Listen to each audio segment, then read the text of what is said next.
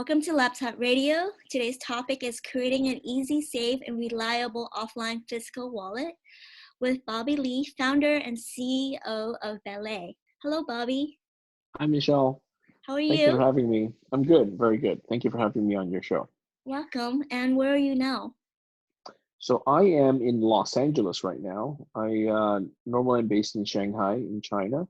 And then for the company, we have our office in Las Vegas, Nevada. So Mhm. I'm in between sort of this week. Awesome. Yeah, I'm glad I'm not traveling that much nowadays. It's pretty nice. Tell us about yourself. Like, what is your story? Yeah, so so for the KZSU fans, I went to Stanford as an undergrad in 1993. So I graduated in 97, stayed on for a co-term. My freshman year roommate, his name is Nick Murov. So he was part of KZSU. I remember he was hosting a show on KZSU. That's why I remember KZSU from all these years. Yeah, so big fan. And so I studied computer science at Stanford, and then after I graduated, I went straight into an internet company. So I worked at Yahoo for many years. I was at Yahoo for 8 years during the pre-boom, the boom, and the bust, and the recovery from '98 to 2006. So that was my first part of the career, sort of computer science, sort of what do you call it, software engineer, becoming into management and stuff like that at Yahoo. And then I had a chance to move to China. So my career took me to China. Worked at a few American companies, all tech companies. EMC, worked at the Chinese IP television company, worked at Walmart for e-commerce, and then got into the crypto space in 2011. So I got into crypto. This would be Bitcoin, of course, Bitcoin mining in Mhm. 2011. And then by 2013, I became CEO and co-founded the very first Bitcoin exchange in China Mhm. called BTC China. So that was the first exchange in China. We grew the business, launched other businesses such as wallets and mining pool and also physical Bitcoins until I sold the company 2 years ago. So BTCC, it was later renamed BTCC, which I sold, got acquired in 2018. Took that year off, sort of sabbatical. And then 2019 is when I got back into crypto and started building a new company. We revealed ourselves, in I think August, September as Ballet. Mhm. So we're building essentially the world's easiest wallet for normal, regular people to use. We call it the Ballet Real Series. It's like a real physical wallet that can hold Bitcoin and many other currencies. And super simple, non-electronic. It's a game changer. We just got a patent last week. We just got a patent for the invention we filed last week. So very excited about that. Congratulations. Thank you. Thank you. So what is your vision behind the wallet, especially when it's a physical wallet and it's offline? Yeah.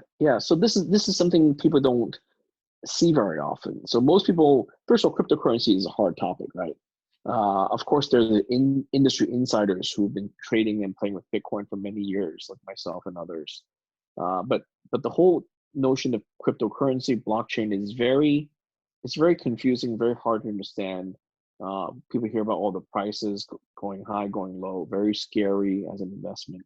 So there's a lot of misinformation out there about cryptocurrency and blockchains. And then when it comes to wallets, wallets is essentially the term we use for software hardware that we can hold the cryptocurrency. So that's actually another vector that's very, very difficult. For me, myself, even though I learned about Bitcoin in 2011, I didn't actually buy Bitcoin until 2 years later. Mhm. And that's my own story. And the reason there is because I just couldn't find a good wallet that, in my opinion, was safe and easy to use. Mhm. So it took me 2 years to search for and discover the right software to finally then have the courage and the guts to buy some Bitcoin in 2013. So in hindsight, of course, I was very early compared to today. But Yeah. the reality is, even today, 2020, wallet solutions for cryptocurrencies are still very, very difficult for the average person. For Yeah. me, I have 2 degrees in computer science. And it was very hard. I can't imagine what it is like for regular people. Yeah, I remember some of my friends and I built a cryptocurrency conference, and Ripple was there, and they gave out um, Ripple coins. So I Yeah. have like a long number.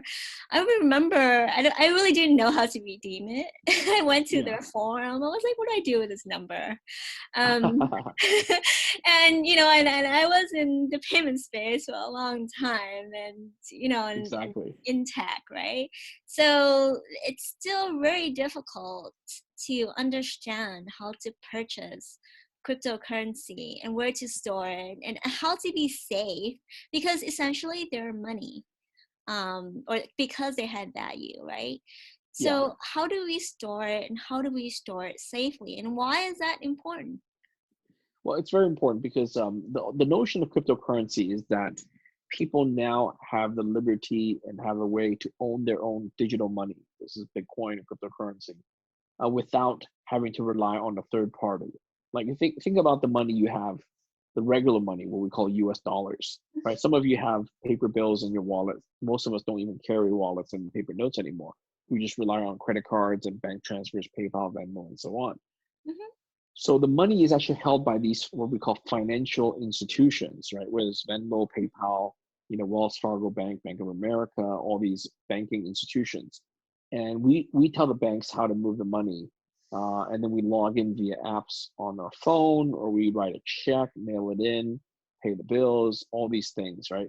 So the traditional money system relies on a lot of institutions, dedicated companies like banks, trusted third parties. With crypto, the notion is that we actually take control as individuals, whether you're an American or whatever citizen you are, whatever country in the world, it's agnostic. A cryptocurrency like Bitcoin allows you to take control of your own money, this digital money called Bitcoin, and then to send it and give it to whoever you want, or to store it for however long you want. So you never have to rely on someone else to hold it for you. That's the true sort of vision for cryptocurrency. Of course, we still have a choice to so-called, store the cryptocurrency at a third-party custodian. Some people store it at exchanges like Coinbase, Binance. Some people store it at other custodian service providers or wallet providers. But nonetheless, cryptocurrency allows you to store and hold your own crypto. So this is one of the hardest topics because it deals with cryptography, what they call private keys, public addresses. So it's very confusing. And after, I've been in crypto for, what is it, 9 years now. And my 9 years of experience has taught me that for normal people out there, I don't care if it's, highly educated, white collar, uh, computer science graduates in Silicon Valley, programmers, or even just a regular person in middle America, in the city or in rural America. It's very hard for normal people to own and hold their own cryptocurrency. So I've created Ballet, the company, created this product to address this problem. So is Ballet a custodian, or is it not a custodian? And what is a custodian? Yeah, that's a great question. There's the term called custodial solution. A custodial solution or custodial service is a company that offers a service to store your Bitcoins on your behalf. So think that they operate in a similar manner as a bank or PayPal or Venmo. So your money is with the custodial service. They offer you the service to store it for you. Unfortunately, in Bitcoin and cryptocurrency, there's no interest paid, but at least they can store it for you, keep it safe for you. And the notion is that you actually open an account with them. So you have to open an account like you do for many online services. You give them an email address or you pick a username, and then you have to pick a password. They do a two-factor authentication, like an SMS code to your mobile phone. They ask you for your address, name. They ask you for your driver's license number and stuff like that. And then you send the Bitcoins to them. They keep it safe for you. And then whenever you want to spend it, the custodial service will then allow you to send it out to whoever you want. But usually there are limits on how much you can send per day and so on and so forth.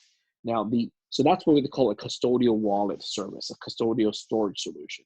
So Ballet, my company, the wallet that we make is purely non-custodial. So we don't, we as a company, me as a person, we have no business in touching or storing your Bitcoins. So we provide the opposite. We give you control of that Bitcoin. Okay, so basically, you are not touching the funds. Um, I have your physical wallet here with me, Yes, yes. like in Yeah, real in front of life, you. in front of Yep. me. How would you And describe it? Describe it for your audience. okay, so I actually have the Ballet real wallet. So I have the Bitcoin. It's this real Bitcoin. It has a QR code and then Yep. verify button and then wallet passphrase scratch off with the passphrase and the private keys here. Yeah. And then it's made Okay, out so of yeah, go ahead, go ahead. it's made Talk out about of what's made of. stainless steel, and Yep. basically the description keys are on the website and on GitHub. So even if the company fell, Yeah. you will always get can have access to your funds. Yeah. So before we go into the more complicated aspects, the important thing is what we've created is a credit card size wallet. So it's made of stainless steel. So think of these fancy credit cards that are made of steel, like I think some of the American Express titanium cards or platinum cards are made of these heavy stainless steel, kind of like Apple. The Apple credit card is made of aluminum. So ours is made of stainless steel. It's quite thick, but it's the Yeah. size of a credit card. Okay, so you could put it into your regular card wallet, or you could store it at home. And what's unique about our wallet is there's nothing electronic about it. So think about regular credit cards that have a magnetic stripe in the back. They also have a chip. Some have RFID, NFCs, Mhm. right? Some even have Bluetooth or e-ink or whatever fancy stuff. So our wallet purposely does not have any electronics at all. No electronics, no computer chips, no Bluetooth, no magnetic stripe, nothing. And the reason there is not, people think, oh, you do it for cheap. It's not reason just for cheap. It's actually for longevity and reliability. So this wallet cannot be hacked because there's no electronics. It doesn't connect to the internet. You cannot plug it into an ATM machine. You cannot put it into a payment system. There's nothing to hack. There's no wireless or Wi-Fi signals or radio waves. There's no way to hack it. So it's really safe and secure. So that's the real innovation here. But what we're doing is, for the people who care about this, who care about how it's done, is we actually create and seed the private key into the wallet itself. This is what Michelle was saying about the encrypted private key and the passphrase underneath the scratch off. So there's a sticker on there that covers the private key, the encrypted private key, and there's a scratch off, kind of like a lottery scratch off on the bottom that covers the passphrase. So those two components allow you to really take control of the funds, of the cryptocurrency funds of your wallet. Before my next question, I wanted to just note that I also have the Ledger Nano with me, and that has a USB drive, right? You can plug in, USB, yeah. yeah, USB cable, right? Yeah. yeah. So you can basically plug into your computer. However, the Ballet physical wallet doesn't have any of that. Yeah. So and it literally looks like a card. And I'm so used to seeing cards that I even to know that it looks like a card. You And like the feel of it? yeah, the ledger is basically looks like a hard drive. USB stick. Yeah, USB stick. So Yeah. it's different. It's quite Um, different. so my next question is without the computer aspect of it, and I know that you don't require passwords as well. Um, Correct. and I love it because, I think the vision of cryptocurrency is peer-to-peer, to let users and consumers have more control over their funds and money, so they don't have to Absolutely. Yeah. pay a number of bank fees, which is important, right?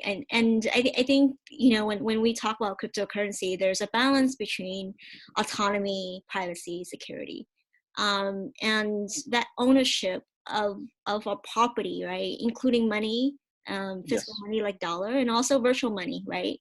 Um, and I think it's really important, especially when privacy breaches are out there, and there's a lot of surveillances. Not that consumers don't want to conform with law, but sometimes when there's a lot of fees and inconveniences with that. I think it makes a big difference, right? Because we want to control. I think there's a correlation between money and life, and when we have control of our funds, we can do more with our life, right? So how do you like design the whole Ballet wallet so that consumers will have more autonomy, privacy, and security, Yeah. while preventing, societal concerns about money laundering, um, and other bad actors? Yeah. So that's a great question. There's two parts to the question. So we in cryptocurrency, the audience may have heard about this. There's a notion that crypto people are very much libertarians. Mm-hmm. You've heard of that, right? Mm-hmm. So I obviously I'm not well, I guess I'm not registered as a libertarian in terms of voting stuff, right? Libertarian Party, but I'm a fan of Ron Paul. He's a libertarian. He's a famous libertarian. And over the years, I've realized I do share the principles and the philosophies of libertarian. The notion of humans, in America, citizens should have the freedom and the liberty to live our life and so on and so forth.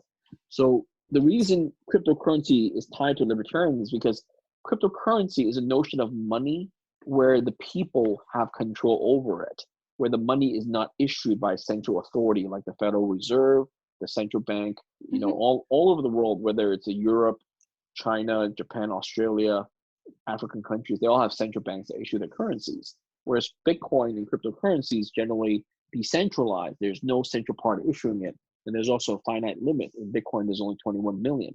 So this prevents us having our money robbed from us through inflation, having the value of our money go down through inflation. The analogy I give is I went to high school in the East Coast, a boarding school. In 1989, $100 bill was so much money to a high school student. Literally, even $20 you could spend. You couldn't spend that over a weekend. You go out on a date, a movie, dinner. It would be like $20, right? Whereas today, $100 cannot do the same thing at all. The reason is the value, even though the same money has been in my pocket for the last 30 years, but the reality is the value of inside the money has gone down through inflation, right? So with cryptocurrency, the idea is we don't want that to happen, and the way to not let that happen is to control the limits, to control the amounts of cryptocurrency issuance. So in Bitcoin's case, there will never ever be more than 21 million Bitcoins, Mm-hmm. and people like that idea, and that's why Bitcoin value has gone up over the last few years, and I think it will continue to go up for the next several years, 5 years, 10 years, 20 years. So I think Bitcoin itself is a great investment. Now, back to the wallet. What are the fundamental philosophies why I created this? So there's a notion in our industry called "not your keys, not your crypto." The notion that earlier you mentioned, Michelle, about the custodial services, custodial wallet. So when you have Bitcoin stored on a custodial service, exchange, or wallet, they really hold the Bitcoin. You only have an account with that company, and a lot of things can go bad in that scenario. So the idea is that you really want to hold your own private keys. The private keys are this notion, basic information, as you gave the example about Ripple XRP. It's just an information, a long string. Think of it as a very long password. Think of it as one of the world's longest passwords. Most passwords are like between 8 and 12 letters and numbers, 12 digits. But this password would be like 200 or 300 letters, okay? So think of the world's longest password, and that is a private key for that Bitcoin account. So the idea is you should really hold your own password, that long private key. That way, no one can touch your Bitcoins, no one can steal it, no one can move it, no one can control it other than you. That's the idea. So Ballet was created with that principle in mind. We want to give the power of the Bitcoin, of the cryptocurrency, back to the users by giving them a simple, easy to use solution of storing their private keys on the Ballet wallet and having that be your wallet. And doing it in a very easy way that's non-electronic. And the best part is there's no setup. So as you mentioned, several other, there are a lot of wallet products out there. Much of them require very complicated setup procedures. Procedures to set it up, back it up, and all that stuff, plug it into the computer, download software, upgrade firmware, set up a password, set up an account, give an email address. All of these are necessary. With Ballet, you get the card and then you're ready to go. You could put Bitcoin in there, store Bitcoin in there, and you're good to go. So that's a philosophy behind it. I think that's a long answer to your question number one. And then was question number two about, was it freedom and money laundering, or what was it? Yeah, The second part.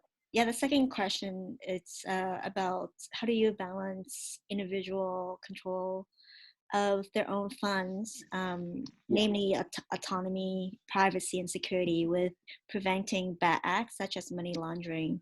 Yeah, bad actor. Yeah. So this is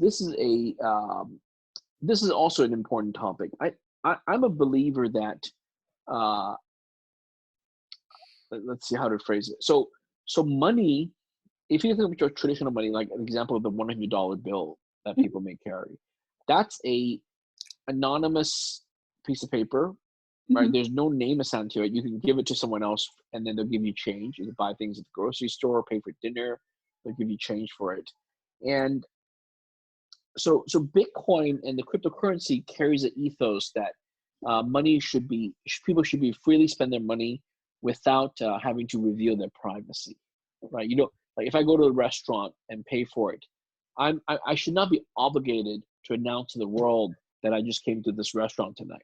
So in paying by credit card, you're sort of doing that, right? Now the restaurant has a copy of the credit card transaction. They know Bobby Lee came to this restaurant on this night. So there's a little bit of privacy leak there. But with cryptocurrency, there isn't. Okay. Now, the other thing about money laundering freedom is that, sort of this is the libertarian perspective, is that people should have the freedom to spend their money however they want. Now, obviously, in every country, there are laws. There are things you can do, right, that are in a free world. And then there are things that, if you do it, are considered illegal. The laws are set up by the society, by the government, which in our case is a freely elected government with representation, legislators, and all that stuff.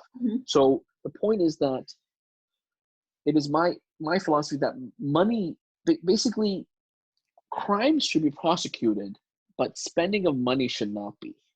That I know this is a little bit controversial. Okay, so I'm actually, to be honest, to share this viewpoint with people, I'm actually against the notion of criminalizing money laundering.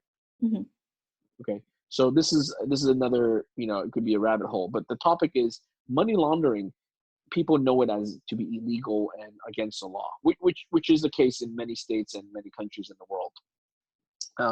However, the thing that I'm really against that is because money laundering is actually not well defined. If you go look at the laws, look it up, what is really money laundering? So it turns out if I change money with you, if I do it very often, it's considered money laundering. But if I do it once, if I'm a good person, you're a good person, it's not. So what happens is there's a lot of judgment that comes into it. So if I take $100 bill in exchange for $20 520s, or if I take, I go to ATM and withdraw $300, they give me like all these $20 bills. So $300 in 20 will be like 15 bills of 20, right? 15 times $20, okay? Yeah. So I have all these $20 bills. It really makes my wallet really fat. But let's say I go change that to a $100 bill. It turns out if I do that too much or with too large of an amount, that's considered money laundering. I'm changing small bills to large bills, even though I just got it out of the ATM, right? So strictly speaking, I'm money laundering, but they won't prosecute me because nothing nefarious is going on.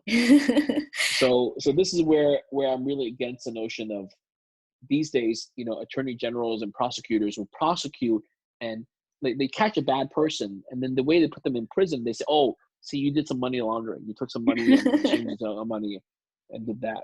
So to me, that's very good, and that's I'm quite against that in the case. So back to cryptocurrency and Ballet. So in Ballet's case, the wallet, we don't control what you do with the money. So basically, whatever Bitcoin you put in Ballet, you could do whatever you want with it. You could give it to your friend, give it to your family members. You could send it out to buy airline tickets, pay for a restaurant, or you could do some illegal activities such as buy drugs, hire, some people do some illegal stuff. Obviously, I don't condone any illegal activities, but the point is Ballet, the wallet that we provide, doesn't stop you from doing that. Just like the bank, when the bank spits out money through the ATM, when it gives you the $300, it has no control over what you do with it, whether you buy drugs, cocaine and stuff like that, or whether you use it for a good purpose at a supermarket. So it's the same thing. Yeah, if that makes any sense. Yeah, no, it makes sense. So because when you take money from the bank, the cash is basically very private. Yeah, it's your Um, responsibility. yeah, yeah. So with that said, how are you securing the passkeys and the private keys when you're manufacturing the wallet? Yeah, that's great. People ask about that. People, yeah. So essentially, we've done something very special here with Ballet. So most wallets out there would use their own software and algorithm to generate the private keys and store it on the software or the hardware device. So this way it's done securely in theory. Okay, in practice, a lot of bugs, a lot of firmware upgrades, a lot of issues. It could be tainted as well. But what we do is we have an objective is to make the wallet super simple. The way to make it super simple is to require no setup. What I mean by no setup is once you get the Ballet wallet, literally you could instantly use it out of the box by putting in Bitcoin. And so what I mean by that is on the top of the Ballet wallet card, the stainless steel card, there's a sticker, a silver sticker with a square QR code on it and the address of the Bitcoin address printed on there. So that is your assigned Bitcoin account. Okay, so Michelle, the one you have in front of you has a Bitcoin address, starts with a number one, something. It's very long, two or Yes. three lines. Yeah, that's your Bitcoin account. And the QR code corresponds to that Bitcoin account. This means that if you buy Bitcoin from an exchange or from an APM or from another person, or even I can send you Bitcoin to that wallet. And there's nothing for you to prepare. All you need to do is show that QR code or that a photo of it or the text to someone and they can send you Bitcoin. So in order, and would you agree that's really easy, right? No setup, would you agree? Very easy. Yeah. Really convenient. All the other wallets are very convoluted. You can spend half an hour to 2 hours just setting those up, and you probably need a computer science degree in some cases. So with Ballet, it's super simple. But the way we achieve this is actually through a compromise, okay? We achieve the no setup by actually pre-generating the private key material for that wallet card, okay? So think of it like have you people don't do this anymore, but you buy these master locks. You know those small locks with a key Yep. that like a hook lock that you can lock luggage or lock a locker cabin. Yeah. So you buy these at the hardware store, and it comes with a few keys. It comes with a lock or two, Hmm. and you could use it, right? So essentially, that's what we're providing. We're giving you a Bitcoin wallet that is the keys are pre-generated. Okay, now for the casual user, that's great. It really simplifies your life in using cryptocurrency. But for the expert user, our product is actually not intended for expert users. Expert users have their own ways to generate the private keys and do all that stuff, fancy backup stuff. But to answer your question, we in our business model, the accusation is they say, oh, what if my company Ballet, what if we store all the private keys so we have the master lock for everyone? So that's an accusation we've had, that accused us. They accuse us of that. But truth be told, our business model does not allow for it. I do not want to have your private keys for your wallet. So Michelle, the Ballet wallet in front of you, Hmm. my company and we don't have a backup of those private keys. In our manufacturing process, we delete and destroy all copies of that on purpose. And the reason is we don't want to have the responsibility of having the private keys, okay, to your wallet. And the other thing, the way we do that is we actually split up the private key into two parts. Okay, so it's not just one key for the lock. It's actually two keys for the lock. The two keys are actually made in different places. Okay, so on your Ballet wallet, there's an encrypted private key, which is underneath the sticker. If you peel that silver sticker, you'll see a yellow patch. Hmm. On that yellow patch is the encrypted private key. And the reason it's encrypted is because there's a decryption passphrase, which is underneath the scratch off, the lottery type scratch off. Okay, Hmm. so it turns out what we do is we have the encrypted private key made in China at a secure printing facility. That data is over there. And then we have the decryption passphrase. That data is actually generated in Las Vegas, Nevada. Okay, so the wallet that you see in front of you actually went to two locations. It was made in China, it's born in China through a factory, the stainless steel, and then we put the sticker on None of our staff, I mean, our staff who the manufacturing facility who puts it on, we don't record it, right? We purposely don't allow cameras and stuff like that. We don't record it. Yeah. And then the card gets shipped to Las Vegas, imported here in America, and then we laser etch the passphrase onto that bottom of the card, and we cover up with a scratch off. So Uh, the two parties, it's done by two separate companies, by two separate teams. Geographically, they're thousands of miles apart in two different jurisdictions. So that not only do the people don't talk to each other, and they're not allowed to about this, and they don't store it either. So we try to take utmost care to create a solution. Not only is it really easy, but it's very secure. So I give you a personal guarantee that this will not get hacked. Your funds stored in there, and it will not get hacked by any of my company staff members. But make sure you keep that safe, okay? Because if that wallet in front of you goes into the wrong hands, then people can steal the funds from you. But as long as you keep it safe to you, don't disclose it to anyone else, your funds are safe from online hacking. and so does it so it's made of stainless steel, and if I put it in a lock or a safe at Yeah. home or at the bank, is it like fireproof? Like, how safe is it? Yeah, unfortunately, the stainless steel obviously has a very high melting temperature, but the sticker on it is not fireproof. So we fully acknowledge that this product is not fireproof. Okay, so in fact, very few things in life are fireproof. I think the only true things that are fireproof are, I think, gold and possibly diamond. But gold is fireproof because even if you melt it, the gold is still there. It deforms and stuff like that, but it's still there at least. So basically, if you want to truly fireproof this, you have to put into a fireproof safe box. Yeah. Okay. So yeah, our product is not fireproof. But I can take a picture of the passphrase and the security keys, and then even if the card gets burned, I can still have access to the fund. Yes. So just to repeat for everyone listening, now this is important. So the way to have access to the funds that you send to that Bitcoin address on top is to have the two components: the encrypted private key, which is underneath a sticker in the yellow, so it has a QR code, and also the printed out in letters, starts with the number 6. Okay, that's a encrypted private key. Yep. And then separately, the decryption passphrase, which is underneath a scratch off. I think it's 20 digits, 20 alphanumeric digits with dashes in them. So 5 groups of 4 letters and numbers. So together, those two things control all of your funds. So we purposely put them underneath the sticker and the scratch off to be tamper evident. That way, when we sell you the wallet, you can tell that no one's touched it, no one's peeked at it, right? That's the idea. When in the manufacturing process, none of our employees, not a single person, can see both pieces of information. That's how we make it to be very secure, okay? And once you receive it, it's pristine, it's intact. And then once you use it, you can peel off the sticker and scratch it off on the bottom. That's when you can tell. That's when you can send the funds out, but you can tell it's been tampered with, okay? So your question was, if you wanted to back it up, in theory, you could take a photo or write it down.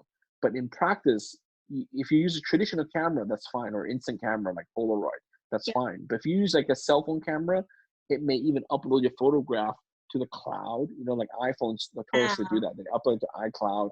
Google phones may upload it to Google Photos and stuff like that, Android photos. So my point is that if that happened, then you risk your funds being seen, the private keys being seen by whoever has access to your online cloud account for your photos. So you got to be wary of that. Okay, cool. So yeah, but I won't process the film if I were using film. So it's safe to use a normal digital camera that doesn't upload to the cloud. Yeah, if you use a normal digital camera that has an SD card, you could take a photo of it and leave it in the SD card, and that will be another copy of it. Just in case. Absolutely, that's absolutely valid. Yeah. Okay, awesome. Now, here's the thing I want to tell new users. Okay, having backups is good, but having too many backups is actually bad, right? Imagine a scenario where I make 10 backups, I put them all over the house, on the refrigerator, on the bed, under the bed, in the mattress, and the whatever. And all it takes is for one person to see one backup, and then they can take all your money. You see my point? Yes. So it's life is all about trade-off, right? So not having a backup can sound dangerous, but at least you have it in one location. But by having backups, you have in multiple locations, 2 or 3 or 4 or 5, then it becomes progressively less secure because any of the backups can be compromised. So Bobby, you're ranked as number 20 on Cointelegraph's list of industry leaders. How do you Oh feel yeah, I just saw that yesterday. I was, about uh, you know, I was quite surprised, honestly. I think I've been crypto for a long time now, 20 years, 9 years now. In my early career, at BTC China, I was routinely very well regarded as industry leader. I think I got ranked as high. I forgot. But this year, the last 2 years since I sold the company, I was sort of laying low, and I launched Ballet this year, or last year rather. So I was quite surprised and honored that Cointelegraph ranked me as number 20 for this year. So yeah, it's cool. It's kind of cool. Congratulations. Thank you. Yeah, I just As saw that yesterday. as an industry leader, like what are some things that you want to see happen, not just in the cryptocurrency space, right? Because I think it's kind of dangerous to be stuck in a niche, because I think cryptocurrency needs to be more to reach critical mass, and change really the financial system and structure for users and consumers so that we can have more control of our funds, whether it's the dollar or whether it is Yeah. cryptocurrency, like better. How do we do that? How do we bring cryptocurrency to the critical mass? Yeah. And So what do you see change or should change, for us just in the world today? yeah. So cryptocurrency is a solution that was born, 10, 11 years ago with Bitcoin in 2009. Um, it, it's a new radical solution. Part of the world has started to accept it, adopt to it. This is really the industry, the current cryptocurrency industry. I think we're number in the 10 to 100 million people. Mhm. Still a small fraction of the global population, right? Just roughly 1%. Um, so I think, personally, I think cryptocurrency will eventually go mainstream, where the vast majority of the world will use it, just like the internet today. But this could take 20 years, 30 years, 40 years, right? Every technology takes a long time, whether it's a television, the automobile, or the internet. You know, Even the mobile phone took a long time, right? It took a good 15, 20 years for it to get true global penetration, with the first mobile phone coming out in the 1980s, right? So so we're still, at best, we're only halfway into that necessary required 20-year cycle to get into mainstream adoption. Um, but what's more important than cryptocurrency succeeding is the theory behind it, which is two things. Number one is, if you think about money, right? Whether it's a coins or the paper bill, the $100 bill, think of that example. What is that truly? I've done a lot of soul searching and to understand what is money. And the conclusion is that money is the proof of my labor. It's the money is evidence and the reward of my labor. So imagine, young people, whether they go mow a lawn for a summer job, or they go in high school they sell things, or in high school I sold sodas, made some money selling sodas, selling soft drinks. um, in college you can work in a summer job, you make money. So money is basically it's basically, if I have money, it's because I chose to not spend what I earned yesterday or last year or 10 years ago. Does that make sense? Yep, that makes Yeah. sense. So people who spend every dollar they earn, that's why they have a zero bank account balance and have a credit card debt, right? But if you happen to have some savings, that's a representation of money that you sort of purposely withheld and chose not to spend. Okay. So my point is that money is very personal. It's very personal, and it's very people should have full control over it, because if you don't have control over your money, that means you're a slave, because if you don't have control over your labor, right? So that's why I feel very strongly that I want people to have control of the money and the value of the money. So for example, the $100 bill from 30 years ago, if the value has gone down, in some sense the government has stolen from me, right? If I worked 10 hours or if I work 30 years ago, I think the minimum wage was $5 an hour. So if I worked 20 hours to mow lawns for people to earn $100, and now you're telling me that the value of that has gone down. Well, what happened? It's almost like taxation. It's like stealing from me. So this is where today's system of money, where people arbitrarily, where governments and central banks arbitrarily, print more money and cause more inflation. It causes people who have the money to have it lose value. I think that's a big travesty to the civilization. That's true. So, Bobby, are there anything you wanted to emphasize that I haven't asked you yet? So for the audience, I assume, many people are not familiar with Bitcoin, not familiar with cryptocurrency. So since you took the time to listen to this interview, I urge you out there to learn more about cryptocurrency, learn more about Bitcoin. I think Bitcoin is a true innovation. There's a lot of hype about blockchain. So my message is, don't get all hyped up about blockchain. Blockchain is just underlying technology that allows for Bitcoin to function. And the true innovation is Bitcoin being a global decentralized money. And I think it's an investment of our lifetime. Today, Bitcoin is close to $10,000, about $9,900, just right floating around there. So for $10,000 of Bitcoin, people see it as very expensive. But people don't realize is that people can actually buy fractional amounts of Bitcoin. You could buy 0.1 Bitcoin, which will cost you $1,000. Or if you buy 0.01 Bitcoin, it only costs you $100. So whatever amount you're willing to invest, make sure it's really money that you don't mind losing, because Bitcoin is very volatile. But I think in the long run, 5 years, 10 years, 20 years, Bitcoin will give all of us a very high return on investment. Yeah, so we're not providing investing advice. I always Correct. wanted to say that, if you don't know anything about cryptocurrency or Bitcoin or any of the other coins, I think, go to Coinbase and, buy like $10 or $20 worth of them and play around with it, put it in a Yeah, wallet. that's right.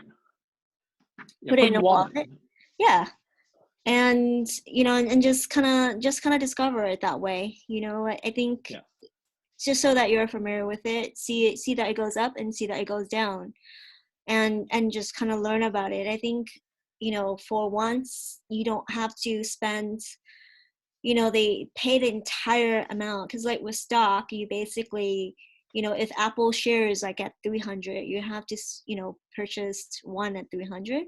Exactly. With Bitcoin, you don't. You can You just don't have buy to. fractions of it, and that's very different. And plus, it's global and it's always 24/7. And like Bobby said, you can directly send them into a wallet.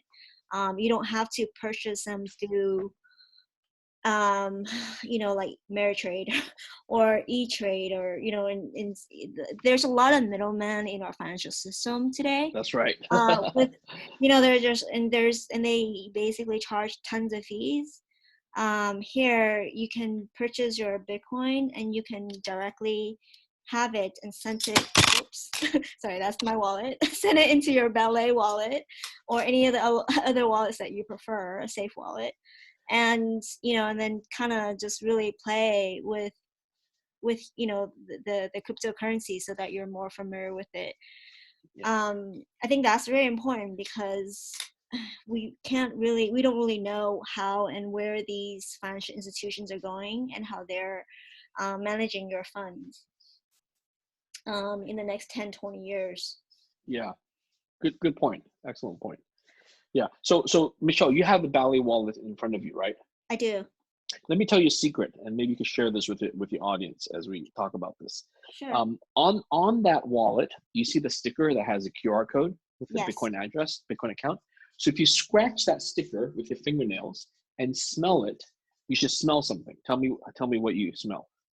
This just reminds me of like grade school stickers. Yeah. So there's a smell to it, right? You like it? Yeah, it's cool. Yeah. So we this is a secret feature. We purposely designed the sticker to have a layer of what we call the scratch and sniff. Remind from many years ago. Yeah, like It has a grade scent school. to it. Exactly, it has a scent to it. There's a special vanilla flowery scent, and that's the smell of ballet. And it's done like that for security, so that you know this is authentic ballet wallet. And also, it's a very nice branding aspect to it. That's really cool. I like You that. like it, huh? Easter Yeah. egg. Yeah. So if people want to smell what ballet wallets, you have to go buy one. Yeah. um, I wanted to ask you. So for the community, I know that you went to Stanford, and for our Yeah. community, and not just for Stanford community and the Bay Area community, for the community all over the world, because I think cryptocurrency for the first time It's is global. it's global. Yeah. Yeah. What is that one advice that you want to provide to the larger community for the planet? So it's what's one advice? I would say Or many advices. yeah. I say one thing is that the common challenge is education. What I mean by that is, like you point out, crypto is truly global. Even though we're using the English language, even though we're both in California now, Mhm. even though we're talking to this audience, whether it's the Silicon Valley, Bay Area, Stanford community, but the reality is crypto is just as global as anything as water and air. Mhm. Okay. So, meaning people in different continents speaking different languages of different age group can easily just use the same cryptocurrency, Bitcoin, like you and I could. Okay, Mhm. there's no borders, there's no limitations whatsoever. There's no However, there's no colors. It's awesome. yeah, yeah, exactly. So, however, the biggest challenge right now is education. People don't know enough about it. It took me, today, this year, 2020, is my ninth year yeah, basically I have 9 years of experience in Bitcoin now, which is a long time in our industry. But for many people who are just getting started, they maybe heard about Bitcoin 1 or 2 or 3 years ago, but they don't really understand it. I'm looking to write a book about Bitcoin to educate, to help people learn about what is Bitcoin, what is cryptocurrency, the opportunity behind it. Mhm. So basically, it's really a long process of education, right? Mhm. Unlike something like the internet where they could use it right away, I think cryptocurrency takes a little bit of time to get used to. Yeah, I think with the internet, I mean, I still remember the dial-up days where you can hear it Yeah. now, like ICP, IP, Yes, that's um, right. and AOL. And now we're just basically gone to wireless, and it's so much easier now. And I think with cryptocurrency, I think it's gonna advance, but I think it takes time It takes time. for that to happen. And I think we're still at the beginning of it. I know because every time I'm on an Uber, people ask, "Where are you going?" "I'm going to a cryptocurrency conference." Oh Really? wow. Yeah, and we talk about cryptocurrency, and people were like, "Oh, I'm thinking about buying some," Oh or good. Yeah, yeah. People are getting it. yeah. So I think people are coming to understand it, but they still don't know how to do it. And I think education is going to be really important. Um, Yes, that's right. and That's the really point. sharing knowledge is important, like what we're doing now. Yeah, Um, what's great. What you're doing now is great. Having these interviews, putting them on online or on the radio. Yeah. yes, I mean, and just really learning, and I think and then of course, making products so that it's easier for us to protect the funds, because cryptocurrency is money, because it has value and you can exchange things with it. If Bobby does something for me, I can basically send him cryptocurrency. So Exactly. it's like money. But it's just not is like money. It is money. It is money. It is money. Yeah. I'll tell you a fun story. About 6 years ago, in 2014, I had the pleasure and the honor to go on a TV show, a nationally televised TV show in China. His Chinese name is Long Shenping. Hmm. His English name is Larry Long, Hmm. Larry Lang. And so at the time, this is 2014, right after China cracked down on cryptocurrency, and he was a pundit, right? He was trying to talk bad about Bitcoin, trying to scare people. He's trying to do the bidding of the government by trying to scare his audience away from cryptocurrency. And I was invited on board as a VIP speaker to sort of challenge him to sort of speak the opposite side, because I was a big fan.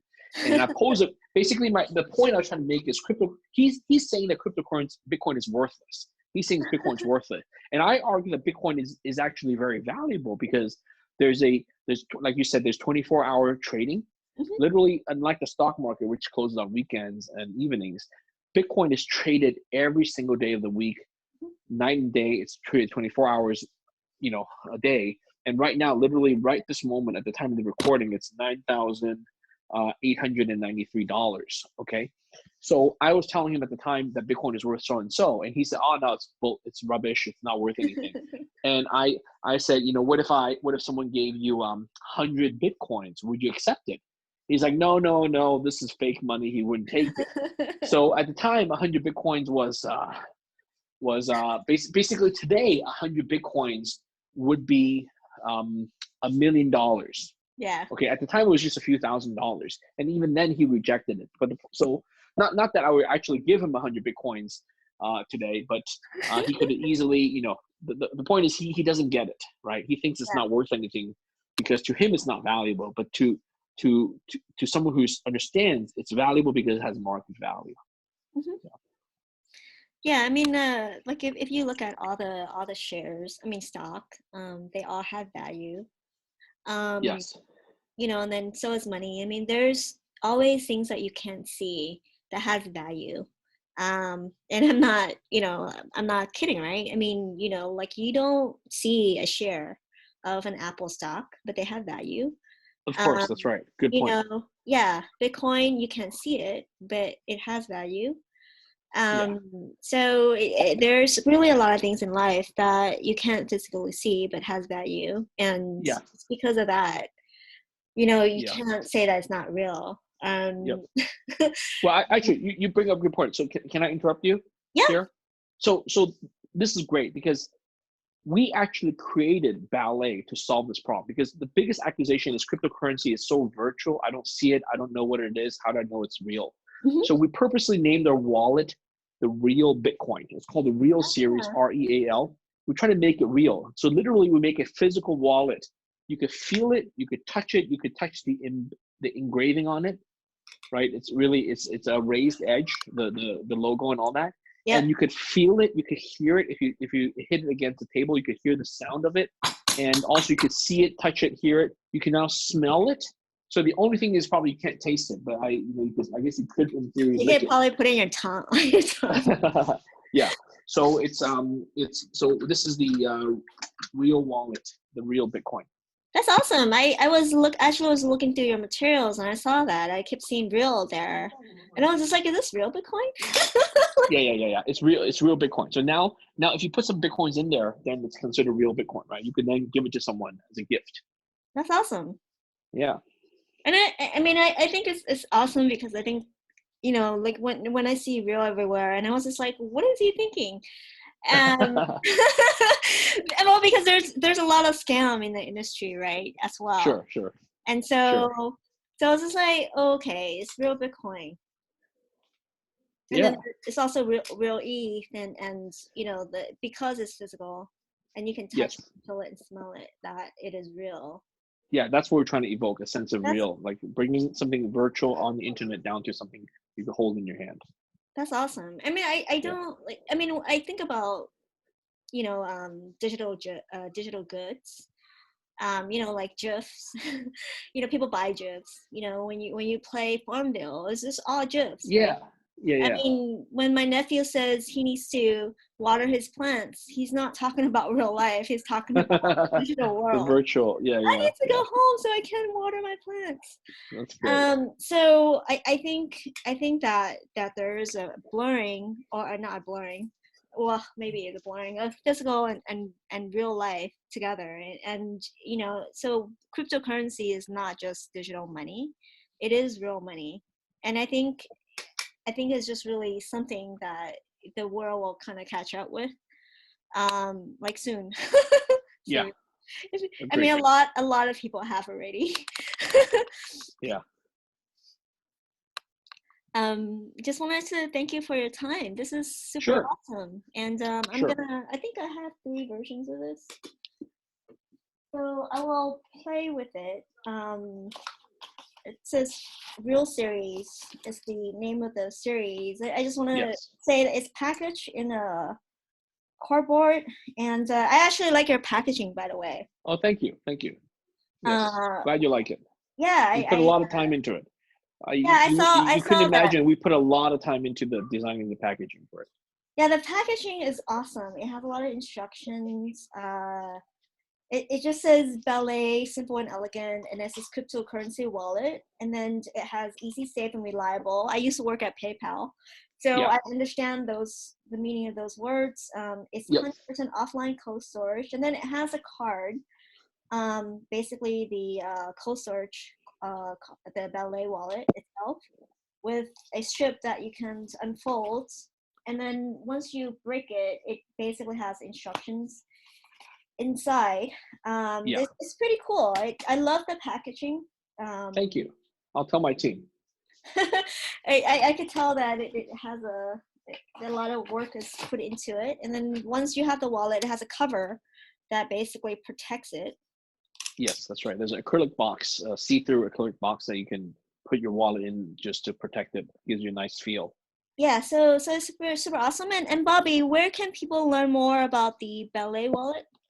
Yeah, so you could go to our website. Our website has a lot of photos and videos, more introduction about the wallet and how to use it. The website is balletcrypto.com. So that's ballet as in the dance art form, BALLET CRYPTO. So crypto spelled CRYPTO. So balletcrypto.com. The app, Michelle, have you used the app? Yeah, iPhone or Android? Yeah, I of downloaded the course. app just by scanning it. It was really simple. So all I Super did easy. was scanned it on the packaging. It goes directly to the app. Once I download the app, all I have to do is just scan the wallet, and then wallet Yep. automatically goes into the app. Exactly. So our app we purposely designed to be super easy. There's no account setup. There's no login. There's no registration. Nothing. You open the app and you could use it right away. So we really took time to make the app, the ecosystem, the wallet super easy to use for normal people, like regular people who are not like geeks and nerds like myself. Yeah. So the app is called Ballet Crypto. You can search for Ballet Crypto on either Google Play Store or the Android Play Store or the Apple iTunes Store as well, the App Store. And then there's also And then you can FAQs on the website. Just want to FAQs point on the that out. website. There's a lot of stuff on the website. You could buy it actually on Amazon as well. If you go to Amazon, you could buy it. You can get next day shipping. I think Amazon Prime people can have it shipped to you in 1 day or 2 days. Otherwise, you could buy it on our website as well. Very, very cool. And is there any warranty or on it? What happens when they see it and it's been tampered with? Like, how do we report that? Yeah, if obviously if you buy the wallet and it's been tampered with, come back to us. Let us know. We'll send you a replacement. It shouldn't happen, but definitely buy it from a trusted source. So you want to buy it from Amazon, buy it from our store directly. Don't buy it from a neighbor who's already peeled the sticker, right? So Michelle, for example, the wallet you have that you've peeled, that's something that you should use yourself. You should not try to sell it to someone else as if it were new, right? Because that's why the whole point about the tamper evidence sticker and the scratch off is so that you can tell that it's been accessed before. Okay, got it. So don't buy on eBay. And I used to work at eBay, so I'm not saying anything about them. It's a useful site. But just really be careful where you get the wallet from. Even if you Absolutely. get it from your friends, just really be careful with it because you want it to be safe and you don't want to put a lot of money in there and then find them missing because someone has your keys. Exactly. All right, awesome. Thank you, Bobby. Okay, thank you. Thanks for having me. Looking forward to Yeah, listening to the podcast. it was awesome. Bye-bye. Okay, bye-bye. Bye-bye.